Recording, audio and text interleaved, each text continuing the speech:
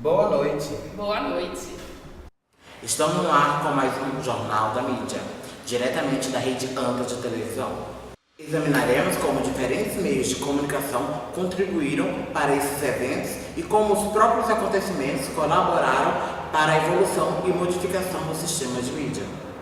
A história a ser contada agora pode ser escrita como um zigue-zague que se move entre regiões e mostra momentos particulares, nos quais o acesso à informação tornou-se menor e não mais amplo. Os cronistas urbanos da época registravam os cartazes políticos e grafites desenhados nas paredes, sendo como uma relação pública, eram feitas, além da forma oral, como o envio de embaixadores a outros estados também por escrito. A chancelaria de Florença, onde se escreviam as cartas oficiais, era composta de humanistas, estudantes da cultura da antiguidade clássica, capazes de escrever em um latim elegante e persuasivo. Em escala menor do que Florença ou Veneza, algumas cidades da Holanda, Alemanha e Suíça, como Antuérpia, Nuremberg e Basel, desenvolveram cultura cívica parecida. Se a cidade-estado italiana foi o ambiente onde se desenvolveu o Renascimento, sua correspondente alemã, a Cidade Livre, como Nuremberg ou Estrasburgo, ainda não incorporada à França, foi o centro da reforma. E vamos lá para o correspondente Leandro. Boa noite, Gabriela. Boa noite, Paulo. Boa noite para todo mundo aí do Brasil. Estou direto aqui da Alemanha, onde no século XVI aconteceu a primeira manifestação da reforma religiosa, promovida por ele, o professor Martinho Lutero, que deu origem às religiões protestantes. Boa tarde, senhor Martinho. Gostaria de saber o que levou o senhor à reforma religiosa. São vários os fatores que me levaram a tomar essa atitude. Uma delas é o fato dos leigos terem que pagar indulgência à igreja. Outro também é pelo fato do poder todo ser centralizado ao Papa. E esses e outros acontecimentos eu sou contra. Sim. Logo em seguida, exato em 1530, você criou o princípio da doutrina luterana. Quais são os principais pontos relatados nesses princípios? Alguns desses princípios são a salvação pela fé, a presença da verdade somente na Bíblia, a eliminação de tradições dentro da igreja e o fim do celibato, que seria a proibição do casamento de padres, por exemplo. Sim. A mídia teve um papel importante na reforma da igreja. O que você tem a relatar sobre isso?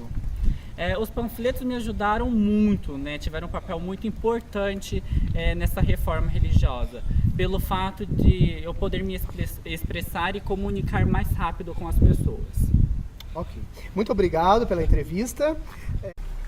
Depois que as igrejas protestantes se estabeleceram, elas começaram a transmitir suas tradições por intermédio da educação das crianças. Peças, pinturas, impressos, agora eram rejeitados em favor da palavra, fosse ela escrita ou falada, Bíblia ou sermão.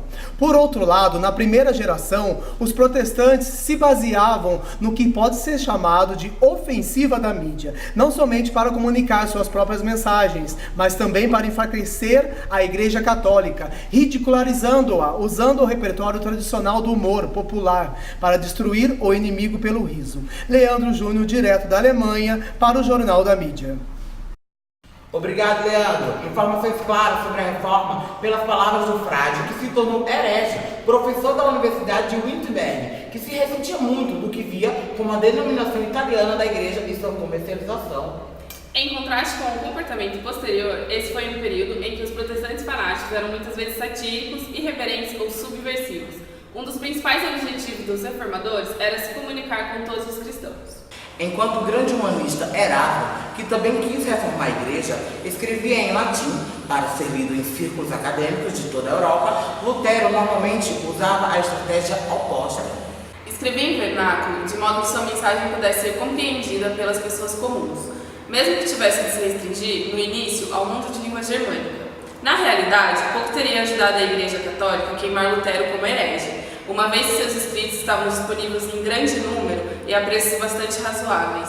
4.000 cópias do discurso aos nobres cristãos da nação germânica foram vendidas em poucos dias, após a publicação, em 1520, pelo impressor Melchior Loder de Wittenberg. Para o desenvolvimento do protestantismo a longo prazo, a tradução da Bíblia de Lutero foi ainda mais importante que seus panfletos. Ele não ficou totalmente satisfeito com o texto impresso do seu Novo Testamento, de 1522, que tinha alguns erros. E vamos lá para o correspondente Leandro. Isso mesmo, Gabriela. Após a década de 1520, houve um declínio nas discussões públicas, pois os luteranos formaram uma igreja e limitaram os debates populares. A ênfase mudou, dando mais importância a um sacerdote instruído, que diria ao povo em que acreditar e o real significado da Bíblia. Encontramos processos semelhantes acontecendo posteriormente, no mesmo século, em outras partes da Europa. Do ponto de vista da mídia, a batalha entre católicos e protestantes é muitas vezes apresentada como uma guerra entre a cultura da imagem e a do livro. Eles estão querendo mudar a história da Bíblia, removendo as imagens, quebrando elas. Já não bastou Lutero com seus impressos querendo mudar o pensamento religioso? Isso é um absurdo, Deus está vendo isso, Deus está vendo isso. Qual é o nome da senhora religiosa? Madre Rita de Cássia, meu filho, esse é o meu nome. Essa foi a opinião de Madre Rita de Cássia, que defende o catolicismo. Trata-se de uma visão simples no mundo católico, a padronização de práticas religiosas associadas à Contra-Reforma. Se ajustou tanto às necessidades dos impressos quanto às das produtores de imagens. Olha aqui, Deus é o único salvador do mundo. E outra coisa, vocês adoram barro, vocês adoram imagem, coisa horrível. Gente, vocês estão crescendo, seus blasfemadores, seus adoradores de barro. Minha Nossa Senhora. Sangue de Jesus tem poder contra vocês, tá? Nossa Senhora, cubra você com seu manto sagrado, porque você não Que sabe Nossa o que está Senhora, minha falando. filha? Que isso? Você não sabe o que está Que falando. Nossa Senhora, você A tá Bíblia maluca? é essa. Pelo amor de Deus. Você não pode falar Desculpa, por Deus isso. tenha poder No contra entanto, vocês. houve um constante relativo entre a dá cultura licença. protestante do Olha livro aqui, e a cultura católica da Você não pode imagem. falar isso. Bem antes da Contra-Reforma, por exemplo, em uma época... No entanto, houve um contraste relativo entre a cultura protestante do livro e a cultura católica da imagem. A cidade de Antuérpia era o centro de um florescente comércio de exportação, imprimindo bíblias e panfletos em francês, italiano e inglês. As guerras religiosas eram tanto de mídia quanto de espadas de armas de fogo, conflitos em que tinham suma importância a panfletagem, a refeitura de imagens, sua destruição e a comunicação oral. Leandro Júnior, direto das guerras religiosas para o Jornal das Mídias. Paulo e Gabriela, é com vocês. Obrigado, Leandro. Nossa, que clima tenso, hein, Gabriela? Essas foram os bastidores das guerras religiosas. Verdade, Paulo. O papel público da mídia foi ainda maior na Holanda do que na França, começando com a revolta contra Felipe II da Espanha, ou que os holandeses hoje chamam de a Guerra dos 80 Anos. Mais de 7 mil panfletos desse período ainda sobrevivem nas bibliotecas holandesas. A tiragem era comumente de 1.000 a 1.250 cópias, mas, pela demanda, elas eram rapidamente reimpressas. Foram os panfletos, por exemplo, que difundiram a lenda negra do despotismo, obscurantismo e fanatismo da Espanha. Agora, vamos falar da Revolução Puritana e a Revolução Gloriosa. A mídia europeia estava cheia de notícias para publicar na década de 1640, uma década de crises. Em Portugal, palco da luta pela independência em relação à Espanha, a Gazeta de Lisboa noticiou a guerra de 1641 a 1647. Na França, os panfletos tiveram novamente um papel político importante, sendo muito empregados para atacar o governo e o primeiro-ministro Jules Mazarin na Guerra Civil de 1648, conhecida como Fronda.